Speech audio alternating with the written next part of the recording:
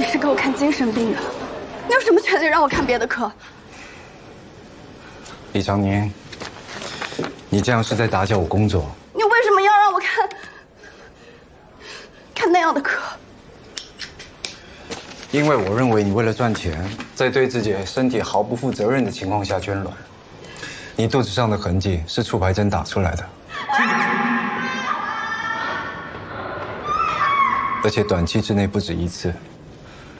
我帮你安排妇科的检查跟会诊，是想帮你看看，你这一辈子还能不能生出孩子来。失个恋有什么大不了的？我告诉你，合格的前任就应该跟死了一样。第一天哭哭可以，第二天就该删了拉黑，第三天该吃的就吃，该玩的就玩，再重新去认识一个新的男朋友。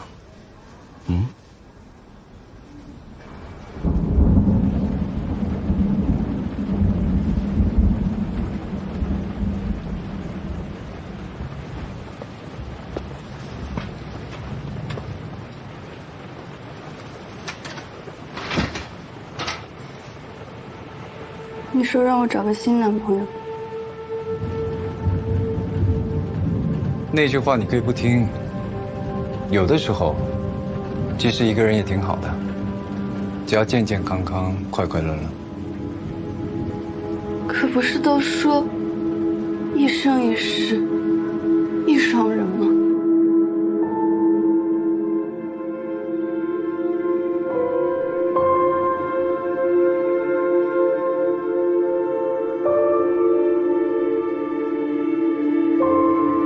是我的错，都是我不好，怪我弄丢了他送我的同心锁项链。他说我不珍惜我们俩的感情，我没有啊。不珍惜的那个人一定不是你，他应该很清楚你的经济状况。你给他买手机，在外面租房，难道他就不问你钱从哪来的吗？取卵之后，至少14天不能同房。你频繁不规范的取卵，已经让你的卵巢功能严重受损。再加上你那完全无防护的性生活，你这么严重的感染，我就不相信他看不出来。他真的有在乎你吗，李长宁？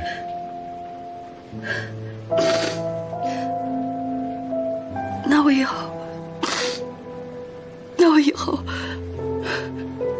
是不是不能生孩子了？那要看你了。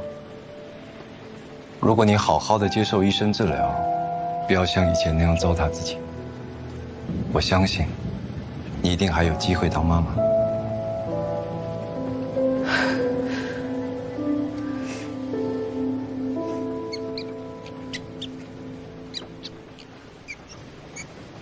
听到了？什么声音？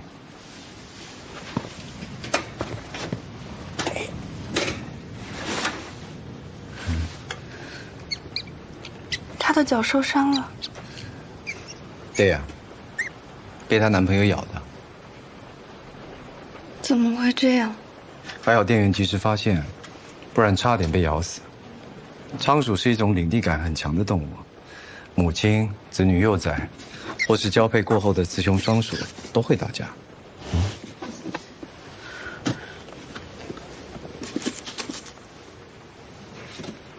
你男朋友咬你，很伤心吧？但同时也很坚强。但他很快就想通了，不仅不再伤心，还狠狠地咬了回去，让自己死里逃生。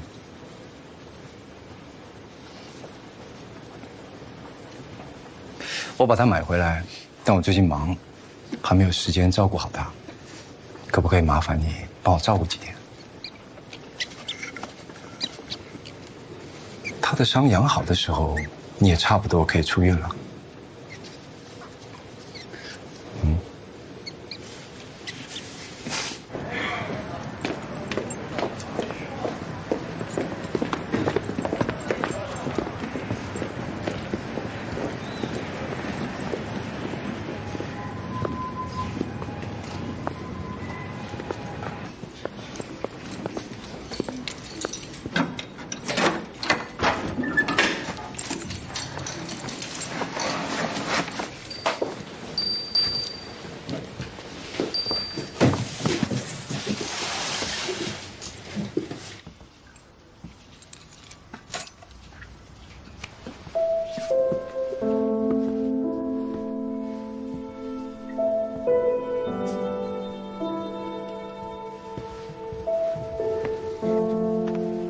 这个小马是干妈最喜欢的，说是干爹送给她的。干妈走了，干爹一定比我们还要难过。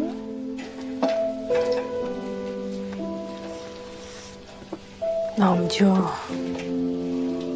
替干妈收着。嗯。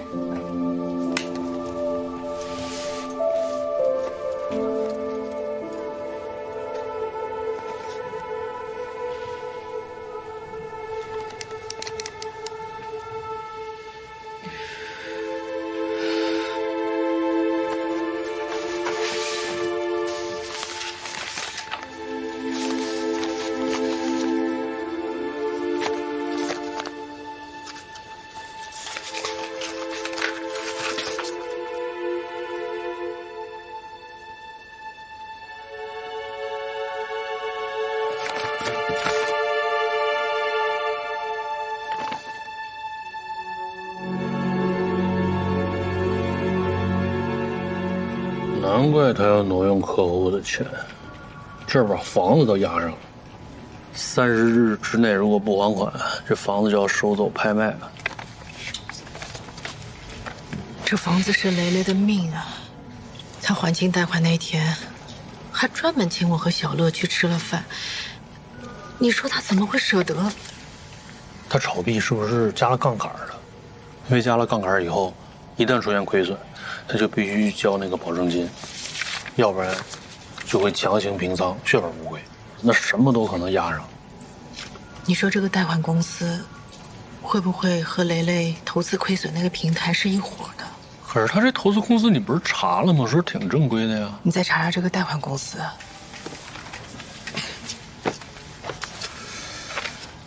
哎，你跟小乐没事了吧？啊，没事了。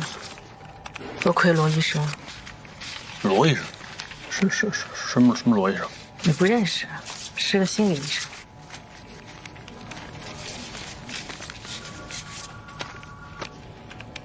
啊，你就用这个查？嗯，这我都查过了，没有线索才来找你的。我还以为你有什么特殊渠道呢。我就是一个普通小老百姓，你让我查个天气预报行？行吧，那我走了。你还不下班？我今天加班。哟，不好意思啊，打扰你了。行，没。哎，对，那个钱，如果一定要还的话，我这还能拿回。不用，怎么着也轮不到你这儿，我再想想办法。我先走了啊。行，你别太着急啊。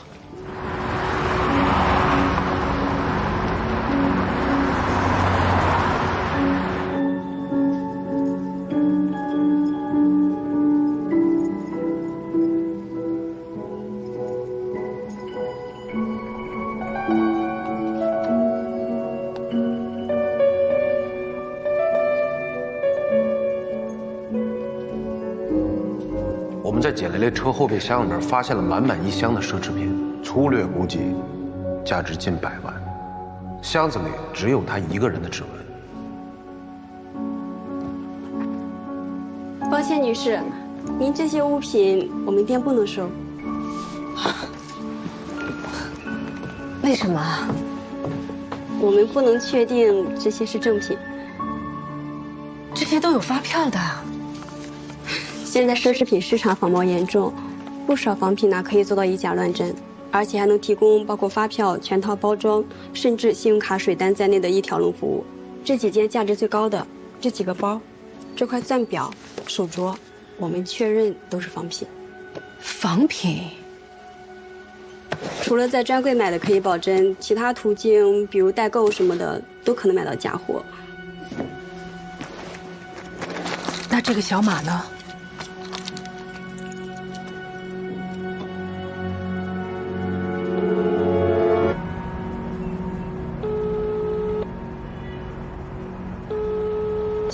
对不起，您拨叫的用户暂时无法接通，请稍后再拨。也是仿品。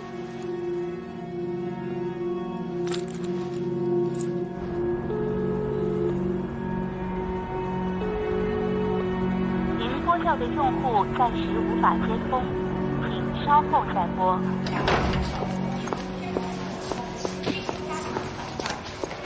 李警官，严老师，什么事儿？那天夏雨说跟你们在一块儿呢，说聊得还挺好，有这么回事吧？有。当时他刚救援回来，见完你就跑去医院看蕾蕾父母了。见谁呀？见我？我俩没见着面啊？不是，他打电话来说收到了我们的电话留言，问有什么事儿，我就把大概情况跟他说了。他知道简蕾蕾母亲在医院嘛，就说先去找你们，问能不能等他回来再做笔录。我说可以，但他后来又说什么？去哪儿？闽州，说闽州有个渔船事故，需要他们救援队过去支援。我就说那你先去忙你的，回来再弄呗，这事又不着急。你人都没见到，你居然就同意了？哎，你怎么当情人？你怎么做警察的？你简直就是玩忽职守！不是，杨老师，我们办案讲证据，是吧？简蕾蕾畏罪自杀，证据完整，链条清晰。单就这个案子来说，结案没有任何问题。他跟夏意的资金往来没有可疑之处，我全查了，人家又没结婚，啊，我让他过来也就是配合我们调查，做个笔录而已，他也不是犯罪嫌疑人。那夏意为什么要骗我，说他见过你了？他在这个事情上撒谎，你怎么能保证他在别的事情上没有撒谎呢？他电话打不通，送给蕾蕾东西都是假的，车是租的，甚至连张照片都没有，这不太奇怪了吗？奇怪的事情我会查，好吧？我能理解你现在的心情啊，但你不能因为你感情用事就说我们办案机关。我没说办案机关，我说的是你。叔叔，蕾蕾有没有跟你们说过夏意的公司叫什么名字啊？没有啊。我听说夏意经常给你们寄保健品，那保健品的包装袋或快递单号什么还有吗？都是小夏买了，让蕾蕾寄给我们的。那夏意和蕾蕾回老家，你们有没有拍过合影？怎么出什么事了？没事没事，我就是想把和蕾蕾有关的东西整理一下，算是留个纪念吧。谢谢你用心了，不过没来得及拍，他们俩赶上个周末，忙忙叨叨的来，待一天就走了。好，没事了，叔叔，我挂了啊。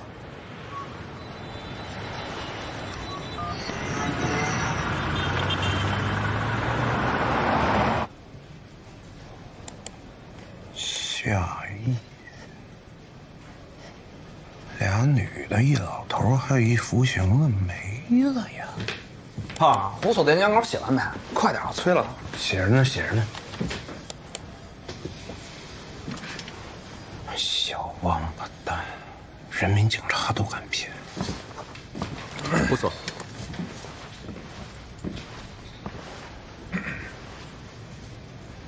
干什么呢？这是？哎，这谁让你查的？快给我停下！你给我说清楚。是我，重要情况，我严重怀疑啊，那个夏意用的假身份。我刚用咱们系统查了，没有一个对得上号的。还有啊，他用那手机号找号贩子买的，就用了这么半年，而且几乎只和简蕾蕾通话。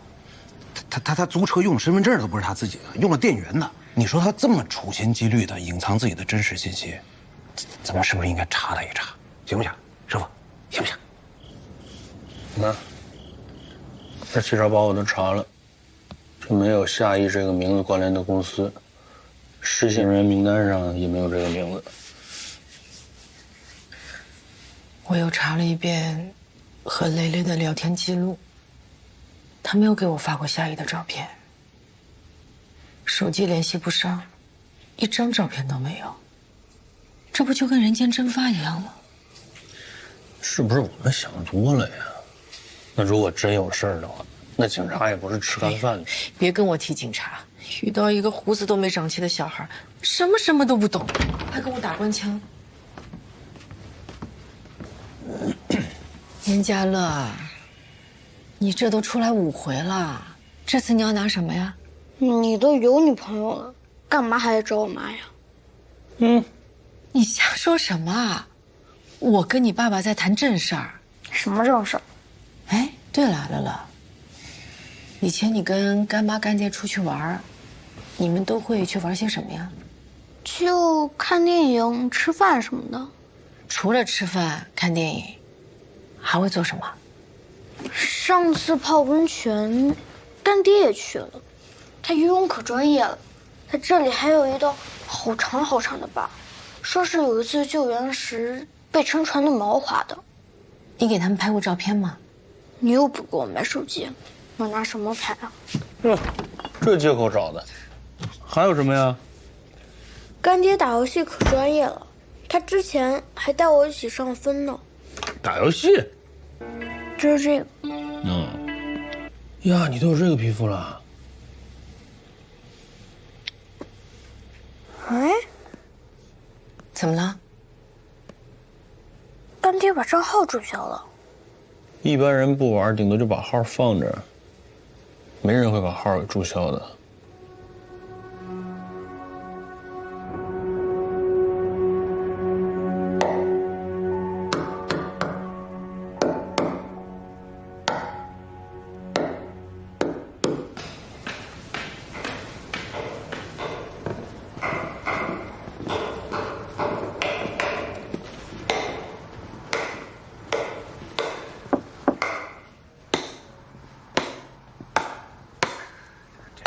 说您喜欢这小玩意儿，给您带了一包。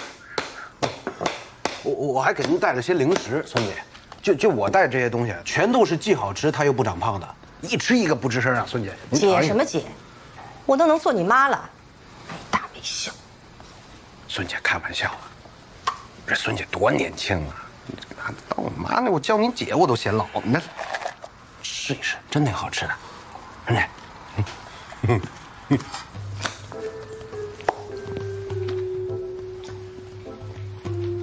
要画像先立案。姐，帮个小忙，行不行？你就先画。而且就算啊，我是说就算，我帮你这个忙，画这个像，那也还要你的目击证人描述的足够准确啊。准确，一定准确，姐。老师，大学老师，哎呀，你语言组织能力特别强，骂人都不带脏的。再准，那也还有我听和理解的误差呢。没有误差，我孙姐怎么可能有误差？开玩笑。别打岔，你听我说。模拟画像是根据语言描述画出素描。描述者的嘴巴和我的耳朵都不是照相机，不可能100%的还原被画者的容貌。即便做到最好，也会存在起码15%的误差。这么说吧，你要是拿模拟画像去做真人比对，那兴许是有用的，因为还有神似这一说。但是如果你把模拟画像交给计算机做人脸识别，机器的算法里可没有神似这一选项。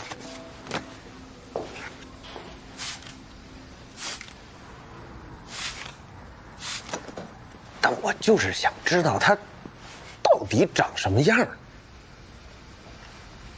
就算你有我画的这张画像在户籍系统里做照片比对，你有功夫在这几万张甚至10几万张照片中大海捞针，还不如想想其他的办法，去找找别的线索。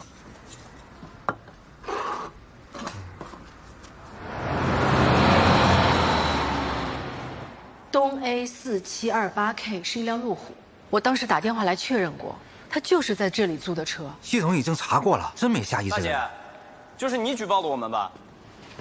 警察已经找我们罚过钱了，你还要怎么样啊？警察？我跟李警官把事情都已经讲清楚了，那个叫什么夏意的我根本就不认识，他就是多给了我点钱，用的我的身份证办理的租车手续，按时还了车也没出现事故，没必要报警吧？抱歉啊。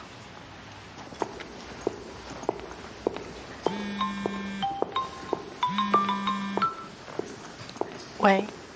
哎，我登录了小乐的游戏账号，翻了一下他的对战记录，就是有一段时间啊，他呢经常跟这个头像的人一块打，我怀疑这个人就是夏意。我把他那个头像的图片给你发过去啊。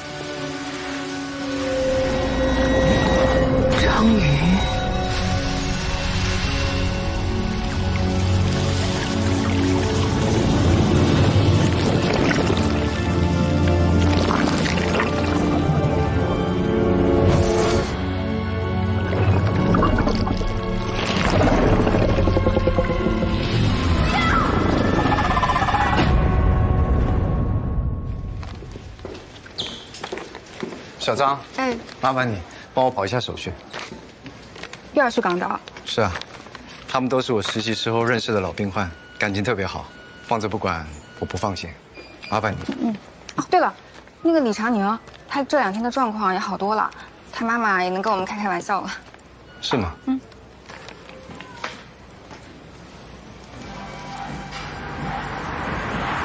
我这儿有张图，围在这眼睛周围的应该是章鱼的触角。你要是想起来谁闻过，麻烦你告诉我一下好吗？老陈，有人闻过这个吗？这个是美杜莎之眼。没有。那怎么把周围的蛇都改成章鱼了？傻该。麻烦你了。没事。威哥，哎，跑哪儿去了？这几天没见着人。我出外勤呢，有一个肇事逃逸的嫌疑人跑回西北老家了。我和东子刚抓完，正往回押呢。哎，那我前几天给你发的那个夏意的资料，你看了没？谁？夏意。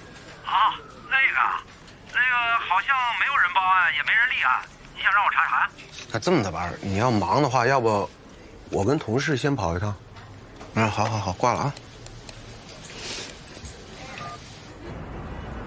钱雷雷调入我行 VIP 服务部10年不久，这几个月他参加的客户活动签到表都在这。活动主要以 VIP 红酒品鉴会为主，没有发现2位所说的夏意的名字。那这种 VIP 活动现场有监控吗？没有。高端客户一般都很注意自己的个人隐私的。这个周新胜是，咱们是首富那个周新胜？对，就是他。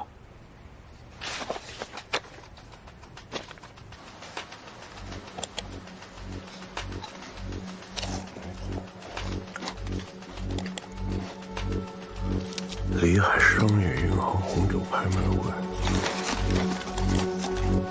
简雷雷确实在。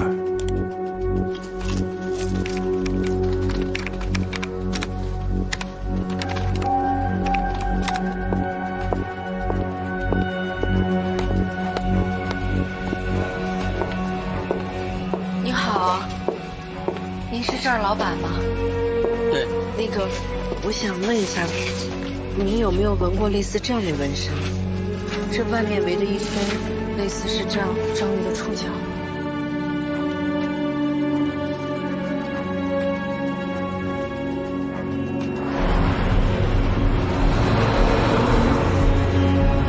我这儿一般都原创啊，你这图差点意思，没见过。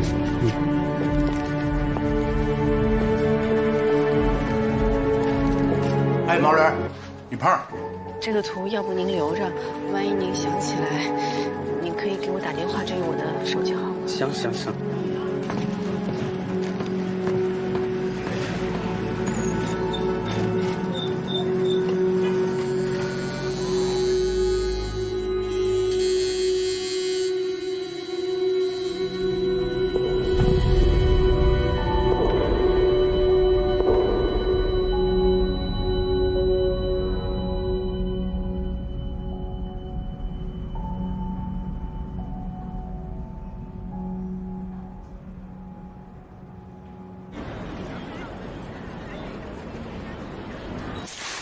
休学手续都已经办好了，回去让常宁好好休息。我还给他挑了几本比较好读的专业书，他要是有时间就让他看看。谢谢了，谢谢严老师。回去还要麻烦你仔细观察常宁的情绪变化，他有任何异常，你可以给我打电话或者联系罗医生都可以。真的谢谢了，我们全家给你们添麻烦了。哎，别这么说，常宁能好好的，这比什么都重要。是。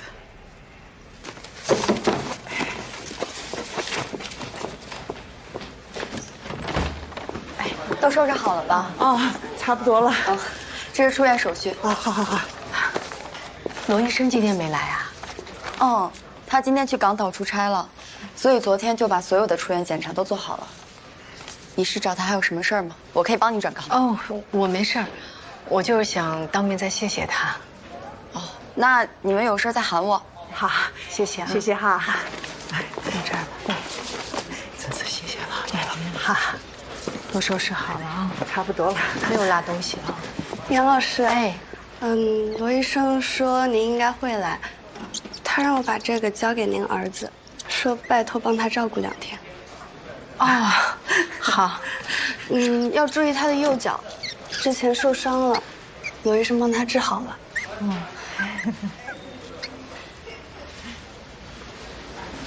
长宁，回家好好休息，听妈妈的话。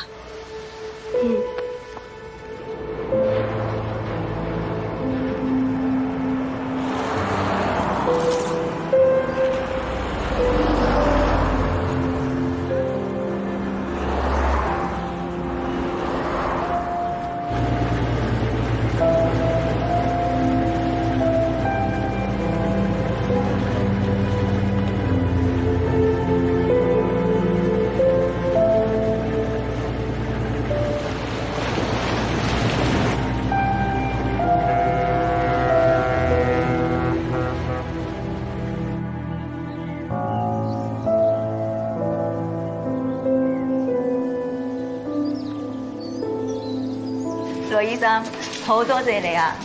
特登過嚟睇佢哋。應該嘅。阿嬸話：羅醫生喺邊啊？佢好掛住你㗎。係咩？係啊，喏，阿嬸喺呢度。羅醫生好。好耐冇見。係啊。Hello, Sam. How have you been? You look good. 張生，羅醫生又嚟睇你啦。珊珊佢近排情緒穩定好多㗎啦，冇咩異常啊。呢個動作我上次嚟好似冇見過。係咩？佢呢排都係咁㗎。係啊。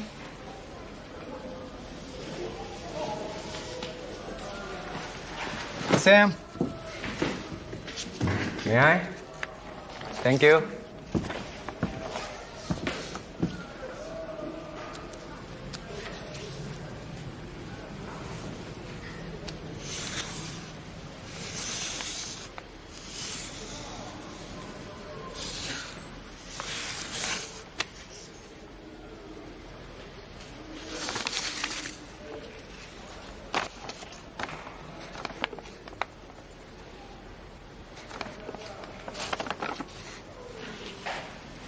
仲以為係好轉嘅跡象。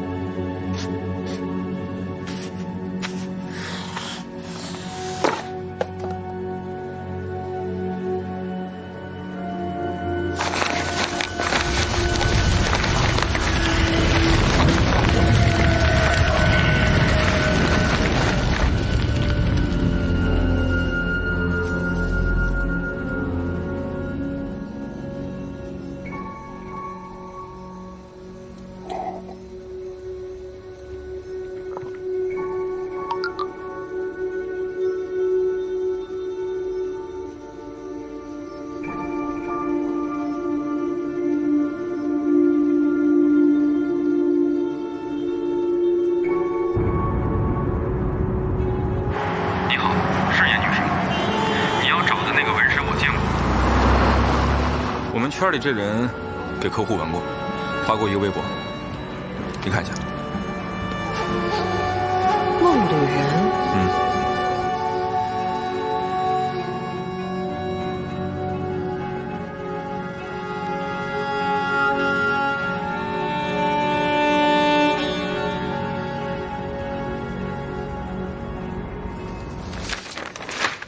李严总啊，您说的都对啊，是现在客户是有一些差评，但是集中体现在动作设计的2个段落上啊。您放心啊，这个新的角色跟场景建模已经进行中了，只要资金到位啊，我保证咱们能上一大台阶儿。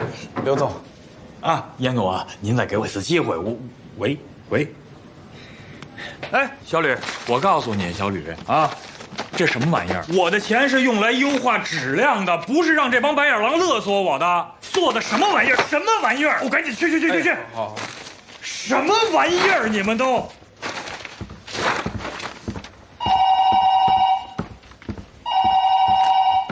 哎，怎么了？对不起，刘总，他一定要见。不是你们干嘛吃了？怎么还没轰走啊？不好意思，我们刘总在开会。哎，抱歉，刘总，我真的有非常重要的事情想跟你确认一下，关系到一条人命，就麻烦你见我一下好吗？不好意思，真的不行。您听到我说话了吗，刘总？刘总，你说的这个简雷雷，我听都没听说过。那你们为什么会拿着一样的图案去纹身呢？这有什么稀奇的呀？这种图案网上多的是。那我想知道你是从哪儿得到这张图片的？还有，你为什么会把上面纹身那美杜莎的蛇也改成了章鱼触角？不是什么蛇呀，什么章鱼触角，你说的这些我都听不懂。你说的那个简雷雷，我也压根不认识。你要有任何怀疑，你报警去，你别跟我这儿添乱。刘总，我的好朋友简雷雷在去世之前，他抵押了房产，所有的钱都不知去向了。我这样说可能会不太礼貌。我看了最新的财经报道，您的这个公司最近也正好遇到了财务困难。住嘴！怎么回事啊？可惜你怎么来了？对不起啊，对不起，你怎么又发这么大脾气啊？不是，没有，甭理他，有病！你怎么跟人家讲话呢？对不起，他脾气不好。还不走啊？我叫保安了啊！没吓着你吧？他是谁啊？我不认识啊。怎么样？产检怎么样？可好了，是吧？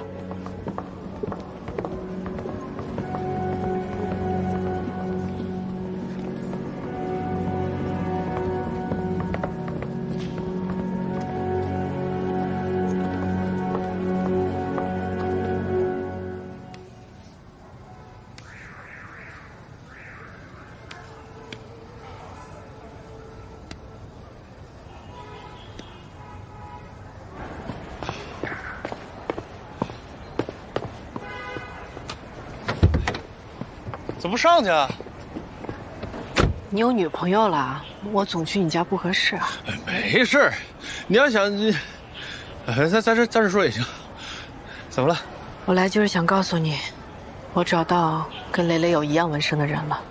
我看看，是个游戏公司老板，他叫刘平，也算是半个公众人物吧。哎，那他没说为什么要把这个蛇改成章鱼吗？没有。哎，得把这个线索跟警察说一下吧。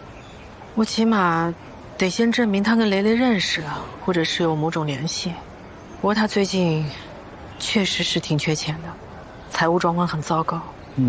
但他有老婆了，我也找到他老婆的微博了，你看，看着像是个白富美。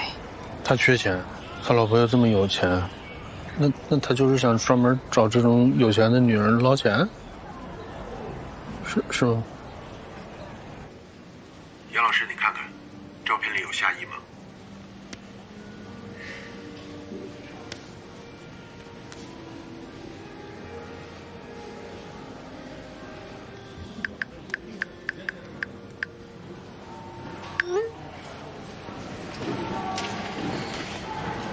我结束啦，一会儿就回去了。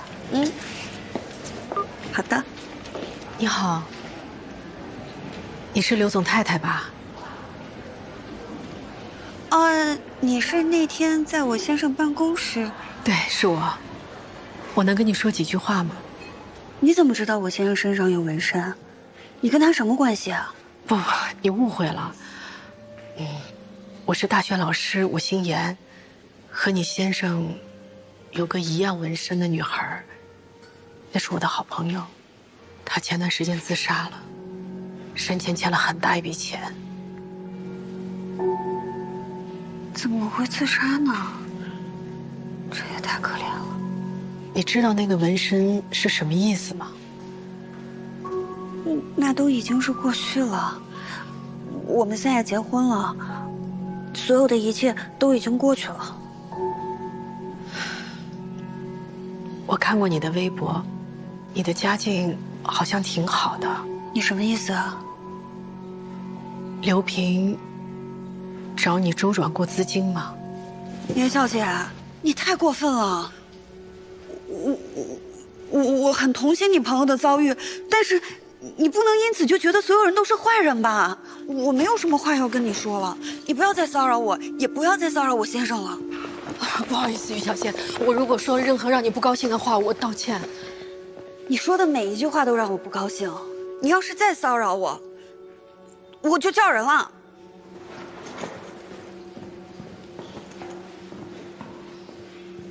对，哎，张姐，你说太对了。能被骗的肯定都是因为太恋爱脑。你让那骗子骗我张姐一个试试？你开玩笑，恋爱脑？我张姐一巴掌给他扇成脑萎缩脑。行，哎，那你如果碰见类似的报案，你跟我说一声啊。好嘞，好嘞。哎，导弹，李胖，哎，你们那最近有没有？你干嘛呢？怎么那么吵啊？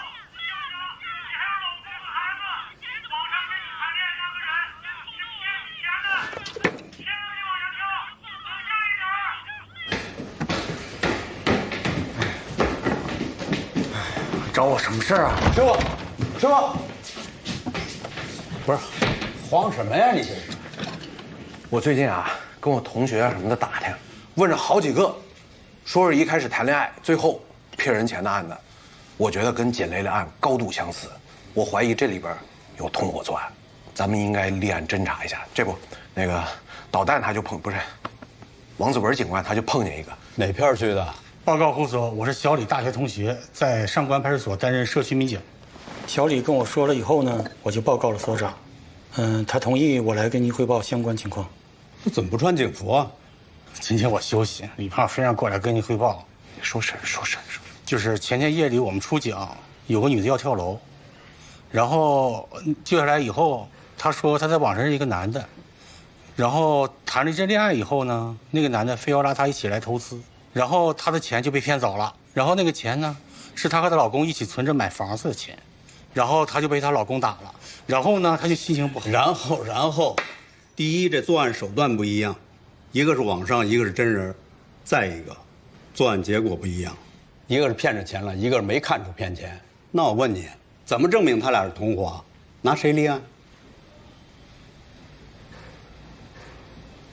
你跟这瞎点什么头？你说案情，你说都说不到点上，你说，那女的就他们揪下那女的说，在网上骗她那骗子，除了人好，还特别有爱心，最关键的是，也在一海上救援队当志愿者，是不是？对，我忘了。我说到这个，我想起来了，我还有个事儿没跟李胖汇报，说这个人海洋知识特丰富，曾经在水产摊里认识一种毒螃蟹，叫同柱熟肉，你怎么知道？他未婚夫是叫夏意，他是海上救援志愿者。我俩第一次见面，他就带我去鱼市。我们当时看到了一种螃蟹，看起来像花蟹，但其实有剧毒，吃了要加金的。螃蟹叫同柱熟肉。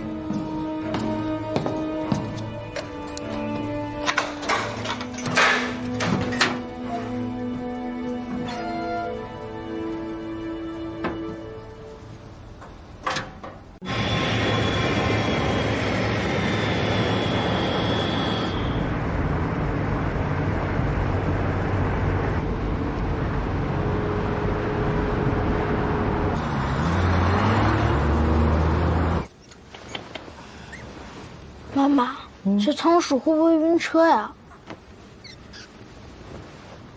一定要把它带上吗？要不，我们请冯阿姨帮忙照顾几天。你忘了，冯阿姨她最怕老鼠了。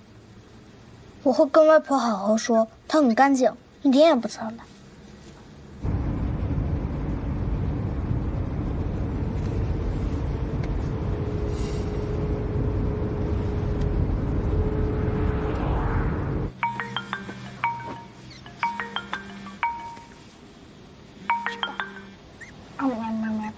你好，罗医生。对不起啊，严老师，你给我发了那么多条信息，我现在才看到。啊，我就发了2条。这2天我出差，没顾上看手机。你有需要我什么帮忙吗？是这样的，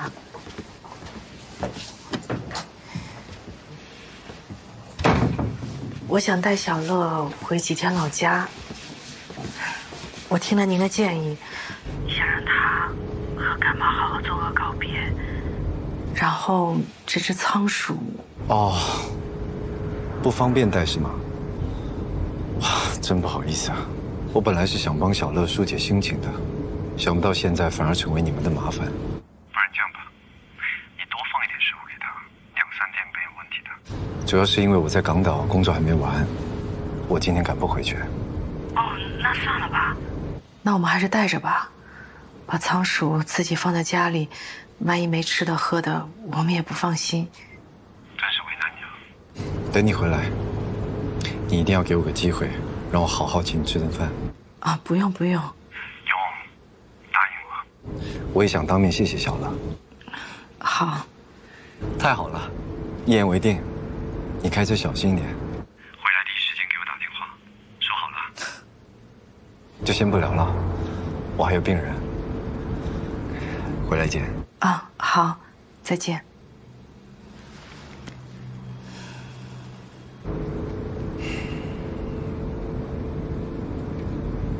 开车看路。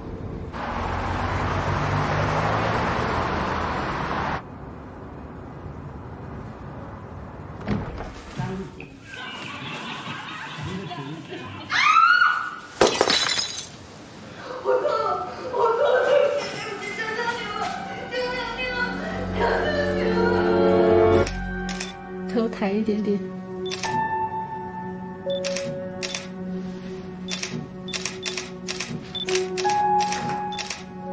所以到底是怎么回事？他喝醉了，回家之后，他直接就倒在床上，我就说给他倒杯水。然后呢？然后我打他了。然后他起来，突然一下就勒着我的脖子，然后就开始打我。你为什么打我？打你？我打你需要理由吗？我不高兴我就可以打你。好。不要！对不起，我错了，我错了，错了就完了。老子不许吃不许喝的，你嫌弃我？我不知道为什么，我都不知道为什么。我真的想不起来了。我回去之后，他好像一直问我说，我外面是不是有别的女人了？所以你就打了他。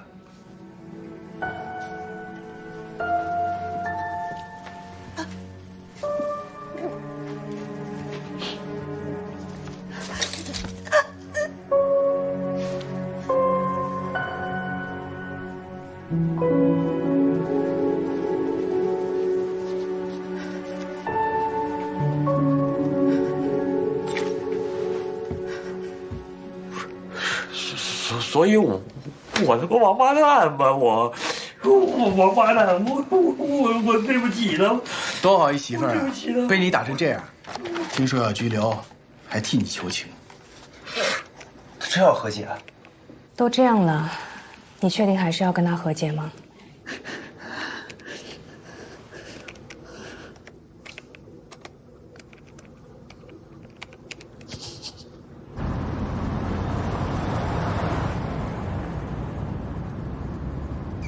干爹会来吗？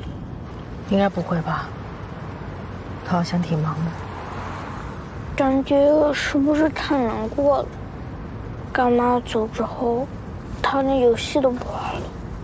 干妈看不到他，会不会很难过？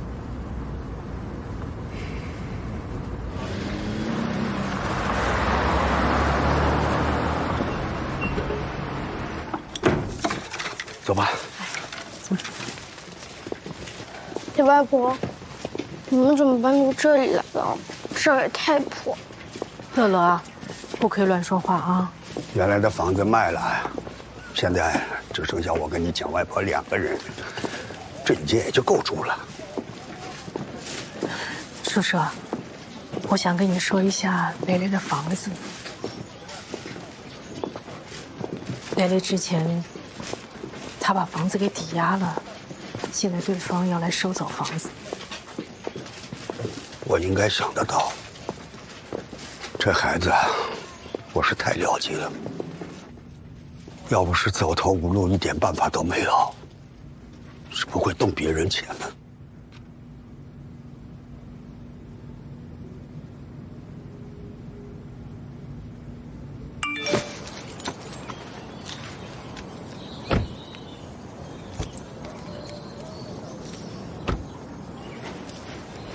对，是我们小许的照片。在这之前，你们警察同志不是来调查过吗？你们要找的人啊，不是他。还有别的警察找过他呀？是啊，不但有警察，而且还有2、3个的小姑娘，说是小许和他们网店，让他们投资，骗他们不少钱。邢师傅啊，你那儿有你们救援队所有队员的合照吧？有啊。小许啊，可是我们队的好小伙子啊。前一段时间出任务的时候，救人受伤了，一直都在医院里面昏迷不醒的。也就上一周，手刚刚能动一下，人家时间一对啊，这人根本不是他。喏，人都在这儿了。哎，好。你这是哪一个王八犊子？用小许的照片坑蒙拐骗的，太缺德了吧！这里边没有这样下狱的吗？我们队没有姓夏的，有个女的也打电话问过，忙的时候会有一些临时的志愿者过来帮忙，但是那就人太多了，我记不过来了。啊，行，啊，谢谢您啊，哎，谢谢您，慢走。然后之后咱留个方式，如果有什么重要的线索，立马联系我。好啊，好，来，给我电话，你自己。好，我记下一下，来。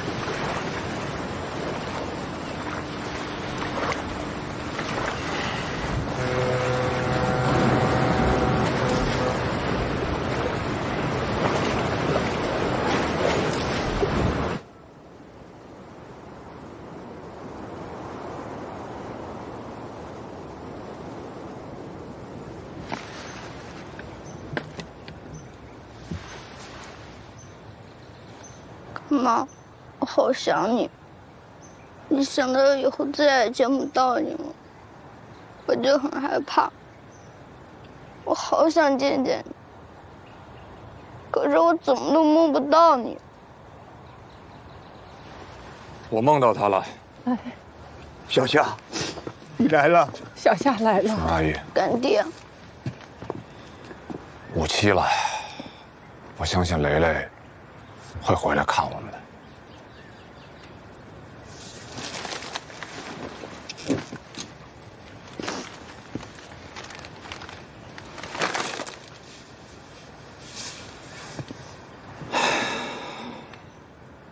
蕾蕾，是我不好，没能照顾好你。我们说好的，婚礼的时候就用你最喜欢的郁金香作为手捧花。可惜我没有这个福气了。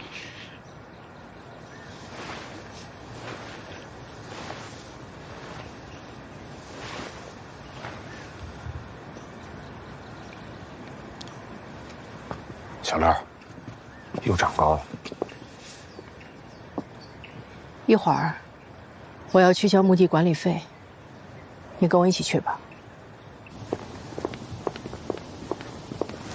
你到底是谁？你对蕾蕾做了什么？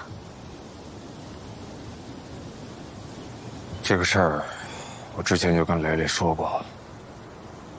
其实我不叫夏意，我是一个帕昂华侨，家里呢是做宝石生意的。这1、2年，慢慢把生意交给了我，让我过来开拓中国市场。为了做生意方便，我就给自己起了一个中国名字，夏意。那蕾蕾出事了，你为什么都不敢去见警察？你知道，一块宝石值1万或者是10万，甚至是赌石，这里边是有很大的操作空间的。家里生意这么多年，也难免会有一些灰色地带。所以这1、2年，我都是尽量避免跟警察打交道。所以你就骗警察，告诉他们你是做什么救援的，都是假的，对吗？不完全是骗人。生意不光彩，我心里有数，所以我总想着做点善事，就算是给自己赎罪吧。可是参加正规的救援队，那是要去民政局登记的，没办法，我只能是过去帮帮忙，做做志愿者。这个事儿蕾蕾也是知道的。那蕾蕾知不知道？你送给她那些表、包都是假的。我拿你送给蕾蕾的东西拿去做鉴定了，没有一件是真的，没有一件。怎么可能是假的呢？那都是我陪蕾蕾亲自在专柜挑的，那都是有小票的呀。我给你看消费记录，好吗？算了，你看这个吧。哎，看看怎么样？你真的觉得好看吗？好看啊！但是会不会有点贵啊？而且这个镶钻是不是有点太夸张了？就得要夸张的，我老婆就得配这种不灵不灵的，闪瞎你那些富国客户的眼。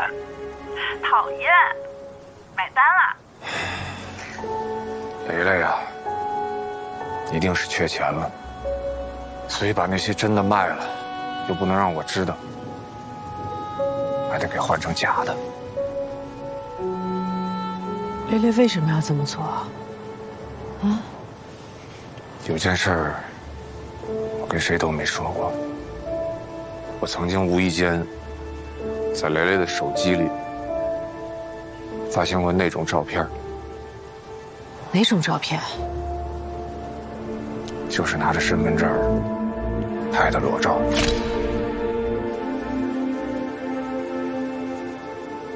你说，蕾蕾她去借裸贷？所以我猜测，蕾蕾身上那个纹身，应该也是按照这些人的要求去纹的。不可能啊！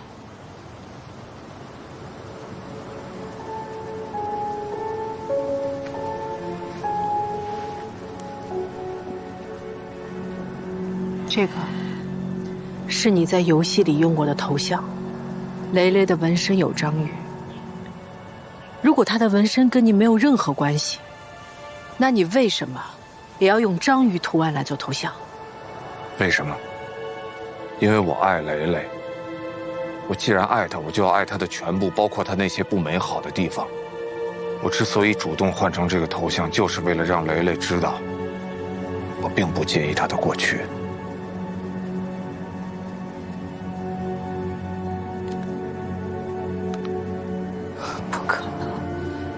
如果真的是这样，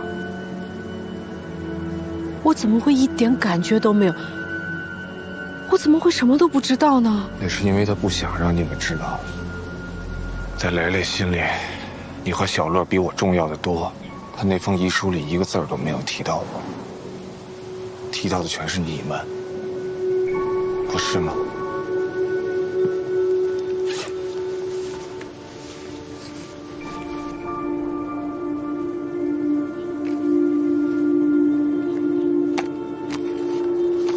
你可以拿去核实，大不了牵扯出家里的事儿，我顶多也就是被驱逐出境，永远回不来就是。我会的。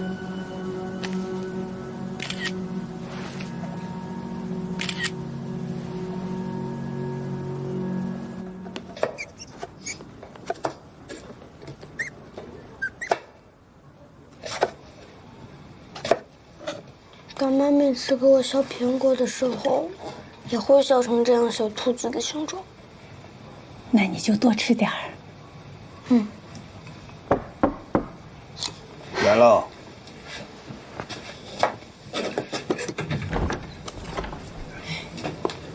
墓地的事儿处理完了，都处理完了，放心。赶紧坐会儿。我不坐了，我们得去我妈那儿了。哦。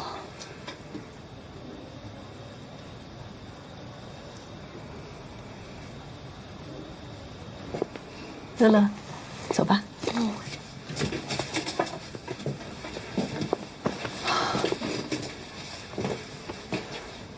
秦外公，今晚能帮我照顾一下小仓鼠吗？没问题呀。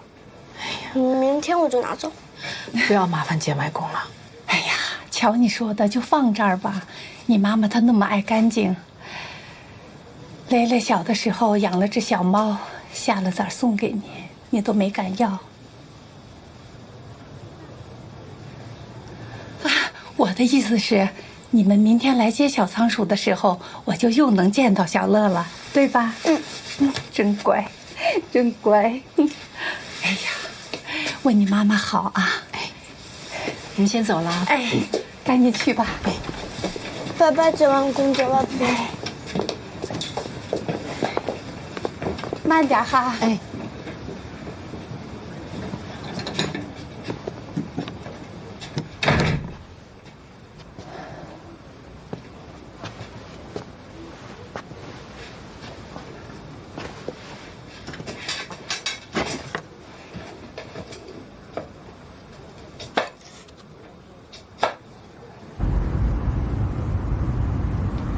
你今天干嘛对干爹这么凶？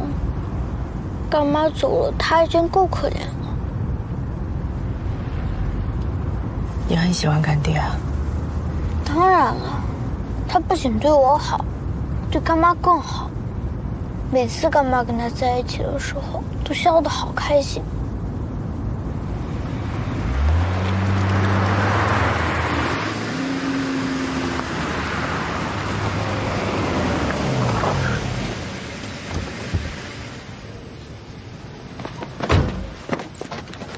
可以吗？可以。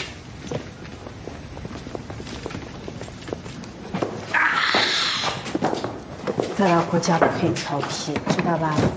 啊。妈。外婆。小乐，来，进来。来，换鞋，换鞋。对。别忘洗手啊。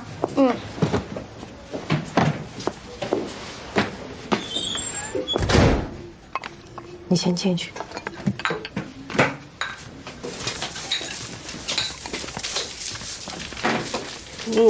小乐乖，来和你妈一起吧。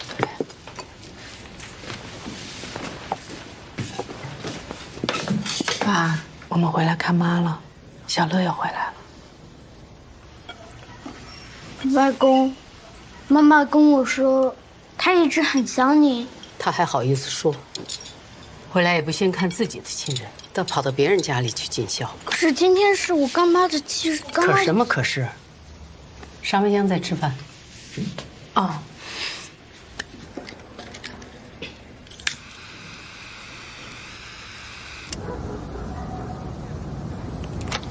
来，小乐，睡觉了。等一下，我还要把 iPad 里干妈的照片整理出来转发给简外公呢。那还得睡觉，你看都几点了？哎，等一下。听话。哎呀，等，哎。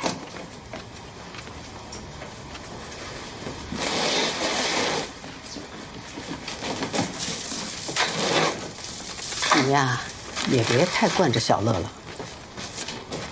蕾蕾的事情对他影响蛮大的，而且他也是好意。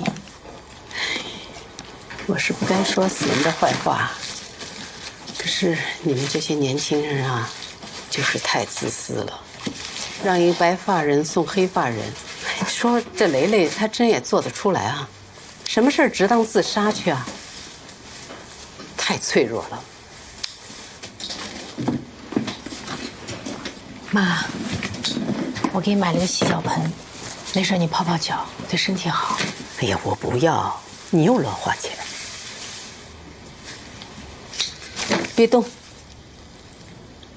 这是给你爸的。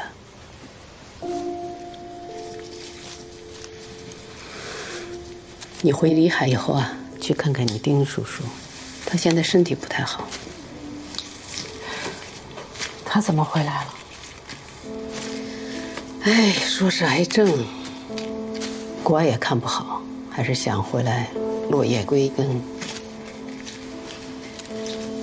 我最近学校挺忙的，可能会抽不出时间。你怎么那么自私啊？你眼里就你自己那点事儿，你知道人家给咱们家帮了多大的忙吗？我们学校被裁撤并转，要不是丁叔叔出面帮忙解决，你知道我的退休金得少拿多少？生了病，医保得少报多少钱吗？妈，你要是钱不够用，可以跟我说呀。这是钱的事儿吗？在你眼里心里，你根本就没有这个家。你丁叔叔只不过是你爸当年的一个小跟班，都比你重感情的多。每逢过年过节都寄东西来。这次也是，我没有求人家，是人家自己听说了主动帮着办的。这不，你倒还挺不高兴的哈，莫名其妙。让你去就去，别跟小时候一样不懂事。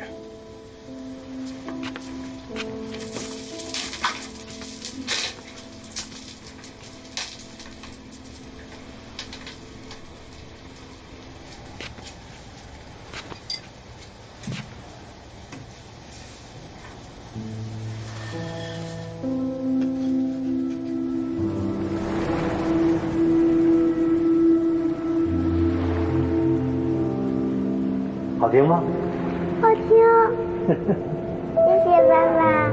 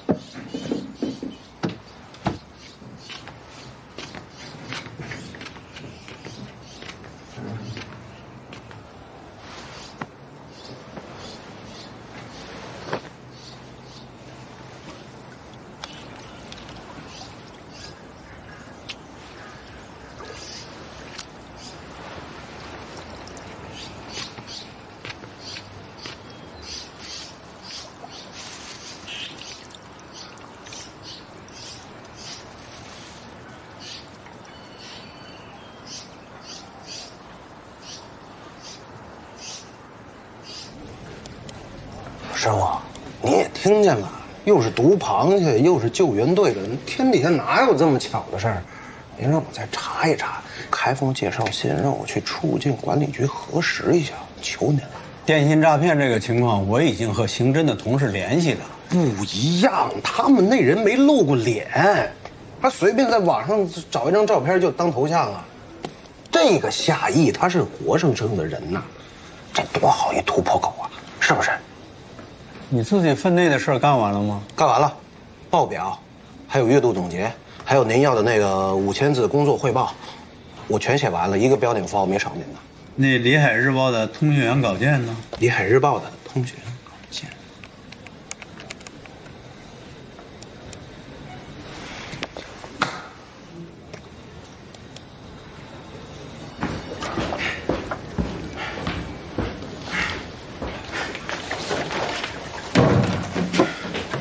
李哥，胡所让你帮他跑一趟，说咱们辖区有个外国人签证到期还是怎么的，让你去出入境管理中心问一下。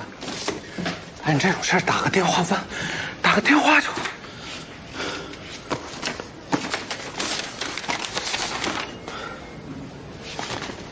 介绍信给你开好了，本职工作也不许耽误啊。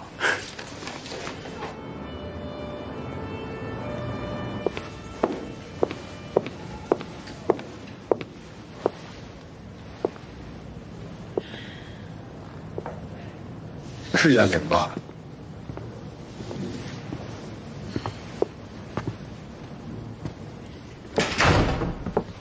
坐呀，坐呀。我妈妈退休的事情，谢谢您。嗨，她一个人不容易，你顾不上，我可不得搭把手啊！快坐吧。啊。这些年啊，你们家的事儿我都当成是自己的事儿来办了，这你都知道啊。谢谢。哎，我可不图这声谢谢啊。这么些年了，完全没有音信，还故意躲着我，真让我寒心呐。你妈妈都跟我说了，你最近进步很大，非常好。你爸知道了，肯定也会很欣慰。哎，确实，当年有很多事儿啊，确实咱们俩都有问题，应该找机会说开，你说呢？而且，我离婚了。人的药量，我觉得只要他的精神状况稳定就够了。好的，陆医生，我们后续再讨论这个问题。没问题，随时聊天。好的，以后多多合作。好，再会，再会，何主任。严老师，啊，这么巧，罗医生，我刚看背影就像你，你不是回老家了吗？对，啊，我今天早上刚刚回来。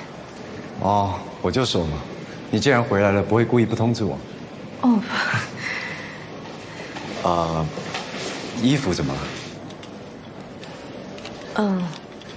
不小心弄脏了，估计也洗不干净，就扔了。哦，我来这里帮忙会诊。这里有个重症的病人，手术完之后出现了谵妄，意识不太清楚，差点把输液管给拔了。哟，你呢？你来看医生？我来看个亲戚。哦，那，你今晚？是，我们说好要回来一起吃饭的。哎，我不是要逼着你陪我吃饭。哦不，是我的问题。我本来答应你的，说我回来就。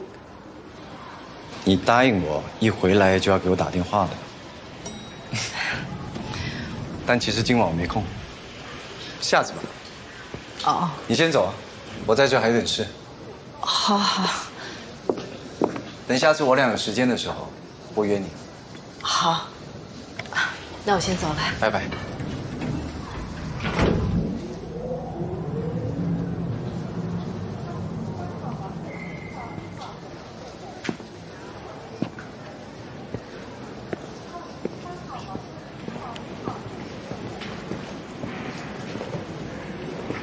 您好。请问这里面是不是有病房？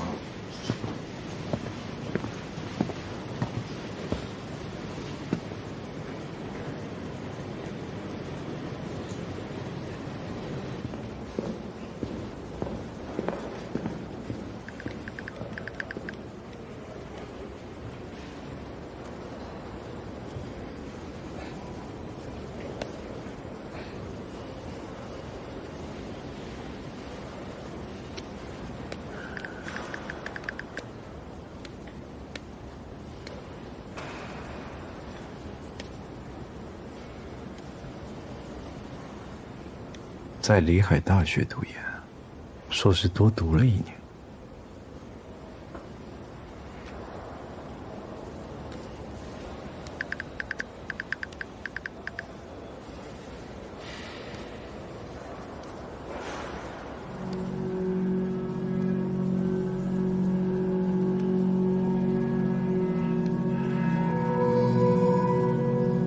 今天图书馆门口真是上演一出大戏啊！千万没看清楚，为什么会有大学生？有邪吧？居然在外面给人当小三儿，还被人女儿打上门了。哪家这么厚道幸福吧？哪看得上别人这帮穷学生呢？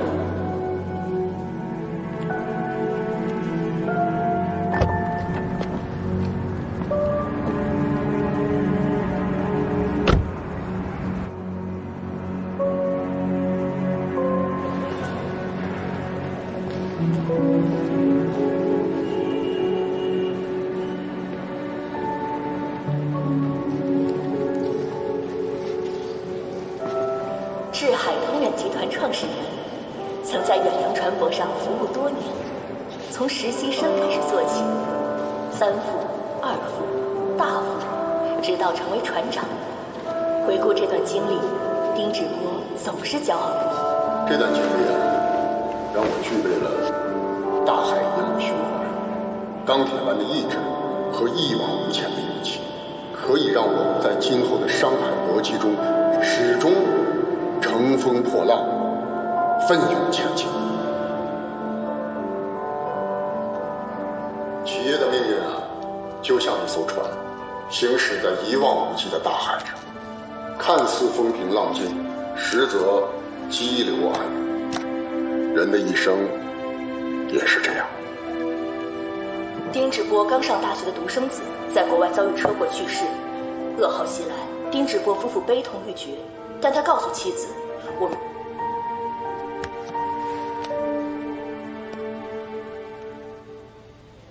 丁志波刚上大学的独生子，在国外遭遇车祸去世，噩耗袭来，丁志波夫妇悲痛欲绝，但他告诉妻子：“我们失去了儿子，智海通远就是我们另一个，也是唯一的孩子。”所以打你的人不是他女儿，那会是谁呢？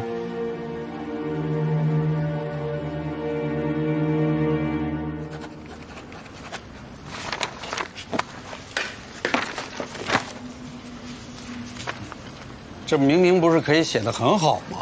早上点心可以少挨多少骂？是，那也不是您教导有方，对我大有裨益嘛。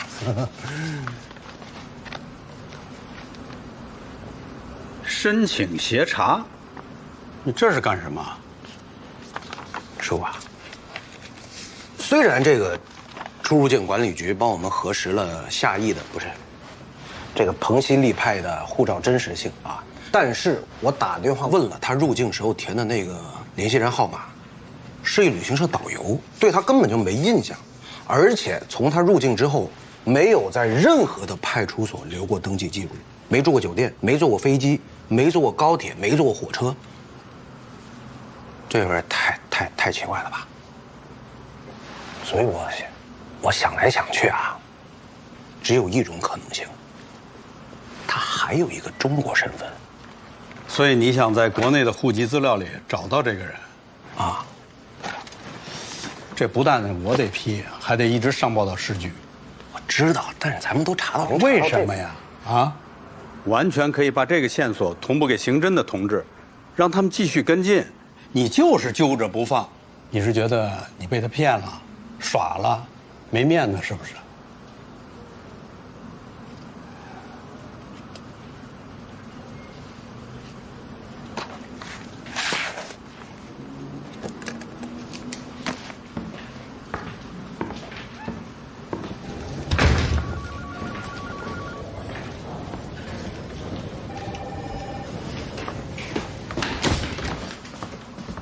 我不能说我从来没这么想过啊，师傅，但现在这个事儿他已经跟面子没有关系了。师傅，导弹他们遇到的那个受害人，就跳楼那个，被他们给救回来了。简雷雷呢？我那天亲眼看见简雷雷的父母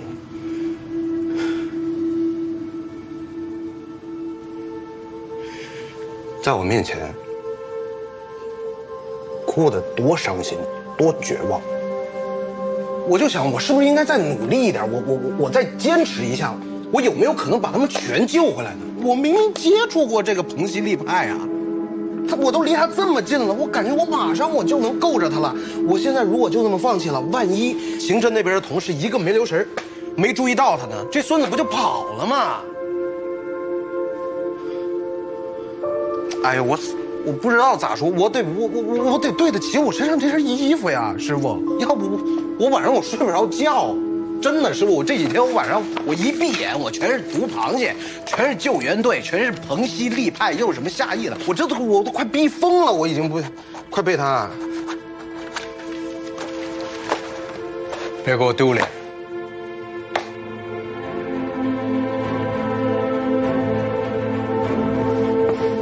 你们看这个案子，符合咱们这种新型的电信诈骗模式。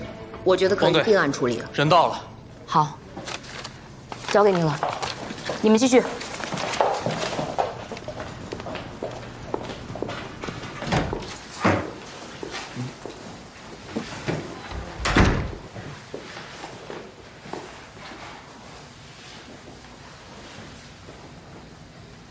蔡志宇，别人叫你蔡蔡，对吧？说说你搭建的这个汇利币融吧，怎么运作的？网站上这个电子汇率的走势，都是你们虚构的，对不对？无论是涨是跌，你说了算。我看你以前也是大厂的网络工程师啊。做这么个小网站，屈才了吧？我听不懂你在说什么。你们很聪明，和客户聊天，用感情拉他们入局投资是一伙人，操纵网站走势是一伙人，转移资金又是另外一伙人。客户的资金不通过网站，而是直接打到另一个银行账号上。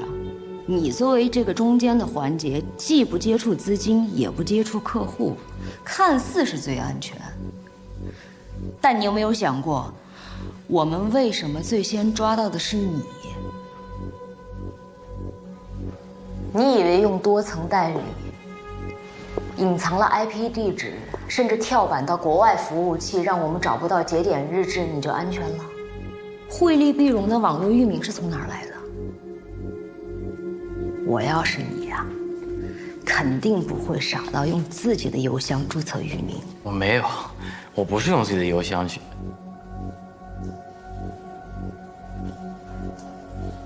你的确没用自己的邮箱，你是找人在网上买了个境外邮箱。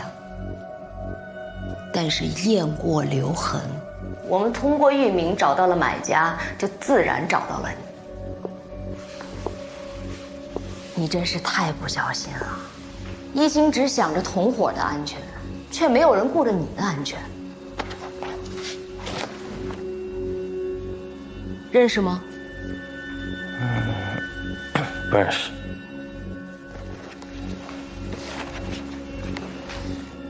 这个呢？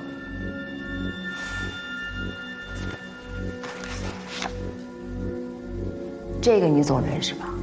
你们俩都合影了。别以为你们是铁板一块儿，我们盯你们不是1天2天了，也不是1个案子2个案子了。你今天可以谁都不认识，好好睡一觉，仔细回忆回忆，他是怎么把客户带给你的。想想你的上个环节跟下个环节都有谁，你想起来的越多，也就是他们的问题越多，你自己的问题就越少，明白吗？跟我走。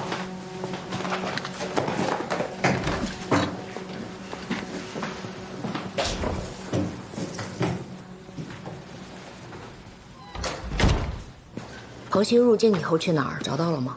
还没找到，但是那个出入境管理局说，有个姓李的警官也在找这个彭鑫例外。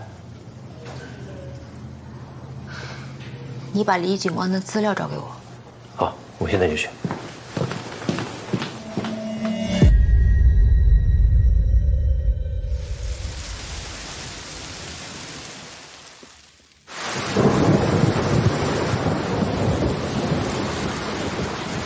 你爸怎么还不回来呀？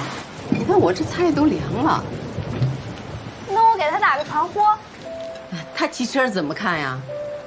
我你这。